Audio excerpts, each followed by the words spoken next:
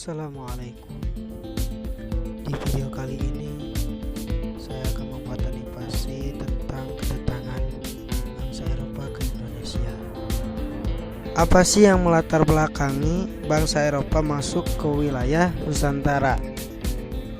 Di antaranya, faktor yang melatar belakangi bangsa Barat melakukan penjajahan di Indonesia adalah akan banyaknya kekayaan alamnya. Indonesia memang terkenal akan kekayaan alam yang dibutuhkan bangsa Barat, tetapi sulit ditemukan di negara mereka sendiri. Selain alasan tersebut, ada juga penjelasan lain yang lebih rinci mengenai alasan bangsa Barat menjajah Indonesia. Nah, bangsa Barat pertama yang datang ke Indonesia adalah Portugis pada abad 16 Masehi.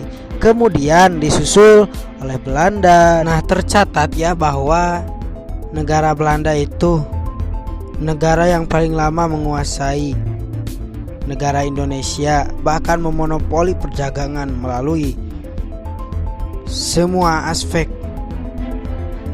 atau Verenigde Oost-Indische Compagnie atau VOC ya. Nah, komoditas utama yang diperdagangkan dari Indonesia adalah rempah-rempah. Namun melihat kekayaan alam Indonesia yang luar biasa, akhirnya bangsa Barat mengembangkan niatan mereka menjadi penjajahan agar dapat memegang penuh kekuasaan terhadap wilayah Indonesia. Hal yang kurang lebih sama juga diungkapkan dalam modul belajar bijak dari masa kelam imperialisme Barat oleh Kemendikbud. Indonesia atau saat itu masih bernama Nusantara pada abad ke-14. Nah, merupakan negara yang terkenal di kalangan bangsa-bangsa Barat oleh karena rempah-rempahnya. Rempah-rempah Eropa memiliki nilai jual tinggi di Eropa. Makanya bangsa Eropa mampu menjajah Indonesia karena itu salah satunya rempah-rempah akan kekayaan Indonesia yang dulunya namanya Nusantara itu belum dikuasai sepenuhnya oleh bangsa Nusantara, sehingga dimonopoli oleh bangsa Eropa, di antaranya Belanda yang mampu menguasai Indonesia yang paling lama. Seperti itu. Eropa itu yang datang ke Indonesia Portugis, Spanyol, Belanda, Jepang, dan juga Inggris. Di antaranya faktor yang menonjol atau faktor yang melatar belakangi bangsa Barat menjajah Indonesia, pertama adalah gold atau emas, melambangkan harta atau kekayaan. Artinya bangsa Barat menjajah Indonesia dengan tujuan mencari kekayaan dengan berdagang. Kekayaan itu tidak hanya sekedar emas ya, tapi segala sesuatu yang berharga tinggi dan mahal. Contohnya rempah-rempah. Kedua, glory dapat diartikan sebagai kejayaan. Tiga, gospel adalah kegiatan yang menyebarkan agama Nasrani. Seperti itu ya. Untuk mengenai faktor penyebab bangsa Eropa datang ke Nusantara. Berikut 6 negara yang pernah menjajah Indonesia di masa lalu. 1. Portugis.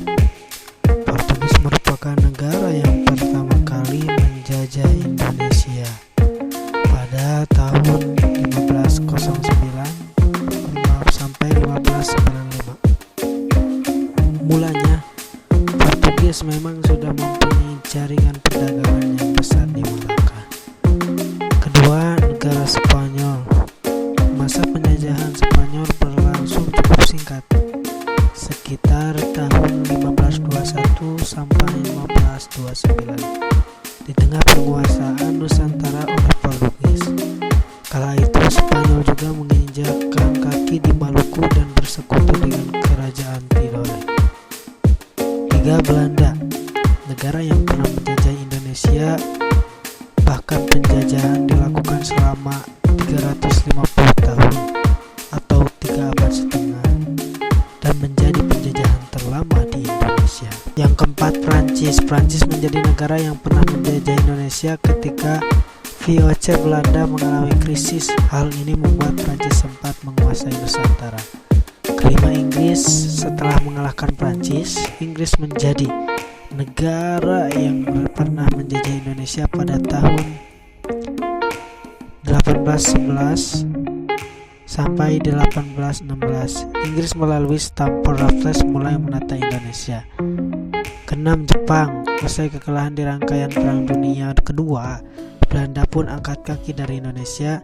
Jepang kemudian mengambil alih dan berjanji akan memerdekakan Indonesia. Pengaruh dari datangnya bangsa Eropa ke Nusantara. Satu, dalam aspek ekonomi ya. Bangsa Indonesia atau Nusantara mengalami kemiskinan. Banyak yang mengalami kemiskinan dan kelaparan karena kebijakan yang menindas. Runtuhnya sistem ekonomi tradisional di Indonesia, adanya monopoli perdagangan oleh bangsa kolonial yang merugikan. Kedua, dalam bidang sosial, munculnya masyarakat yang menganut agama Katolik, misionaris Gonzales Peloso, Bernal Vinagra, dan Simon Vaz, dan Kristen Protestan. Ketiga, dalam aspek atau bidang agama, pada masa kolonial Belanda ialah berkembangnya agama Katolik dan Protestan di daerah-daerah. Sekolah, rumah sakit, dan pemerintah membatasi aktivitas pergerakan sekolah, organisasi, dan tokoh-tokoh Islam yang sudah mendominasi Nusantara sebelumnya. Yang keempat, dalam aspek politik, semakin hilangnya kekuasaan politik dan para penguasa Indonesia yang beralih ke tangan penjajah. Dan yang kelima, munculnya golongan-golongan, atau dalam aspek pendidikan itu munculnya golongan-golongan terpelajar di Indonesia. Kedua, bangsa Indonesia bisa membaca dan menulis sehingga dapat menjaga tenaga kerja di perusahaan. Ya, itulah sekian dalam aspek yang mempengaruhi bangsa Eropa ke Nusantara. Untuk itu sekian apa yang saya sampaikan mengenai materi ini. Semoga manfaat. Mohon maaf atas